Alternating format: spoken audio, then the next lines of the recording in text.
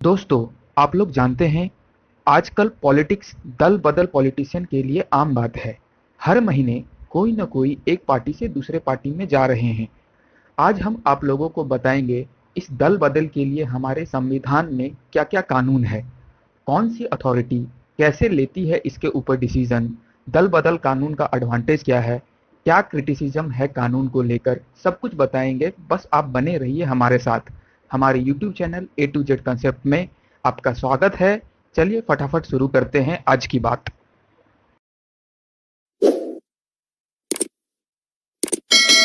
दोस्तों, 1985 के 52 संशोधन अधिनियम द्वारा संसद में राज्य और विधानसभा के संसद एक राजनीतिक दल से दूसरे राजनीतिक दल में दल बदल विरोधी कानून के तहत हमारे संविधान के 4 लेखों में परिवर्तन और एक नई अनुसूची जुड़ी है, जिसे शेड्यूल 10 कहा जाता है। इस अधिनियम को अक्सर एंटी डिफेक्शन लॉ भी कहते हैं। बाद में 2003 में 91st संशोधन अधिनियम द्वारा और एक चेंजेस किया गया है। ये सब नियम अधिनियम प्लस इसके साथ जुड़ी और भी बहुत सारी बातें जानने के लिए इस वीडियो को अंत तक जरूर देखें। दल बदल विरोधी कानून के तहत किसी जनप्रतिनिधि को आयोग घोषित किया जा सकता है। जैसे कि हम आपको उदाहरण दे सकते हैं, यदि एक निर्वाचित सदस्य अपनी मर्जी से किसी राजनीतिक दल के सदस्य को छोड़ देता है, या यदि कोई निर्दलीय निर्वाचित सदस्य किसी राजनीतिक दल में शामिल हो सकता है, यदि किसी सदस्य द्वारा सदन में पार्टी के पक्ष में विपरीत वोट किया जा सकता है, यदि कोई सदस्य स्वयं को वोटिंग से अलग रखता है, 6 महीने की समाप्ति के बाद यदि कोई मनोनीत सदस्य किसी राजनीतिक दल में शामिल हो जाता है। संविधान का 51वां संशोधन। इस संशोधन के जरिए मंत्रिमंडल का आकार भी 15% सीमित कर दिया गया।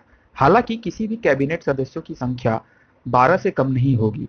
इस संशोधन के द्वारा 10वीं अनुसूची की धारा 3 को खत्म कर दिया गया, जिसमें प्रावधान था कि 1/3 सदस्य एक साथ दल बदल कर सकते हैं।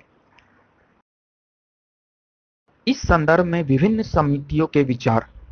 दिनेश गोस्वामी समिति।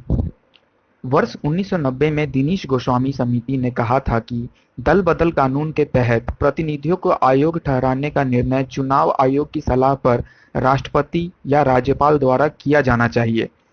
विधि आयोग की 170वीं रिपोर्ट।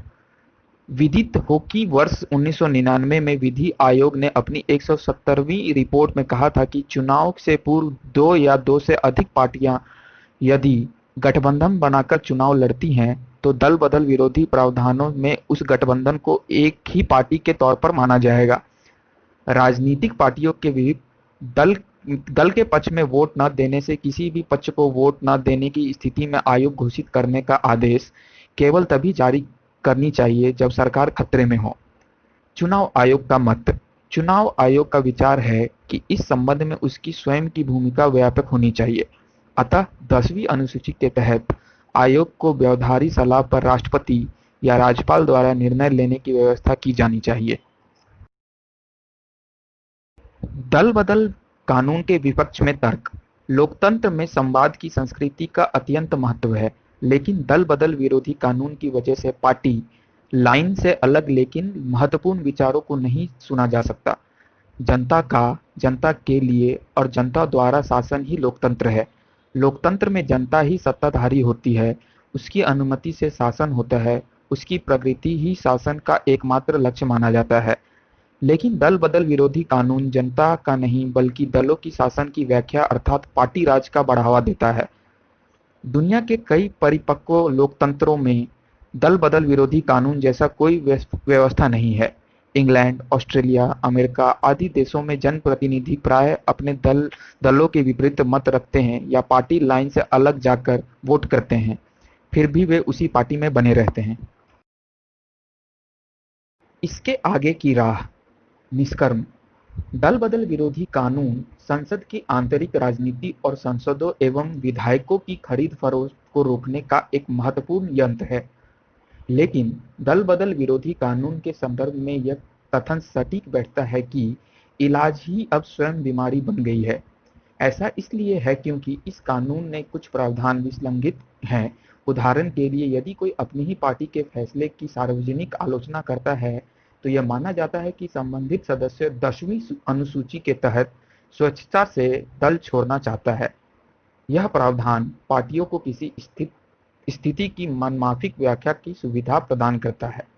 दल बदल विरोधी कानून संसदीय प्रणाली के अनुशासन और सुशासन सुनिश्चित करने में अत्यंत ही महत्वपूर्ण भूमिका अदा कर सकता है, लेकिन इस परिष्कृत किए जाने की जरूरत है ताकि दुनिया का सबसे बड़ा लोकतंत्र सबसे बेहतर लोकतंत्र भी साबित हो सके।